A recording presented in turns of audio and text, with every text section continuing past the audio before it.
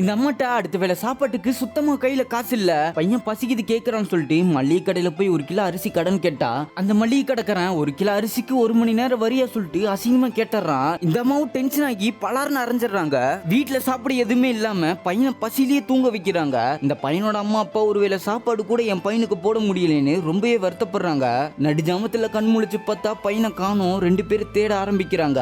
இந்த பக்கம் பார்த்தா பையன் பசி தாங்க முடியாம ஒவ்வொரு வீடா போய் சாப்பாடு இருந்தா தாங்க ரொம்பவே பசிக்குதுன்னு கேட்டுட்டு இருக்கான். இது இவங்க பார்த்ததும் குழந்தைய பிச்சை எடுக்க வச்சுட்டுமேனு ரொம்பவே அலறாங்க. இவங்களுக்குன்னு இருக்கிறது தாலி மட்டும்தான். அதை அடகு வச்சு பணத்தை வாங்கிட்டு வர சொல்றாங்க.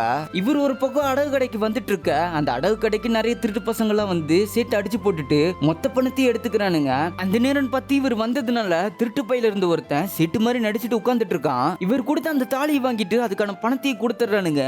அந்த சேட்டு வீட்டுல இருந்து பணத்தை வாங்கிட்டு ஓடுறத சேட்டோட சொந்தக்கார ஒருத்த பாத்துறான். இந்த ஆளு சேட்டு பார்க்கலான்னு உள்ள வந்து பார்த்தா சேட்டு அடிபட்டு கீழே வந்து கிடக்குறான். இவன் அடிச்சு போட்டுட்டு பணத்தை எழுதிட்டு ஓடி வந்துட்டானே. சேட்டோட சொந்தக்கார ஊர்க்காரங்களை அடைச்சிட்டு வீட்டுக்கே வந்துடுறான். ஃப்ரெண்ட்ஸோட பாட்டு வேணும்னா கமெண்ட்ல சொல்லுங்க.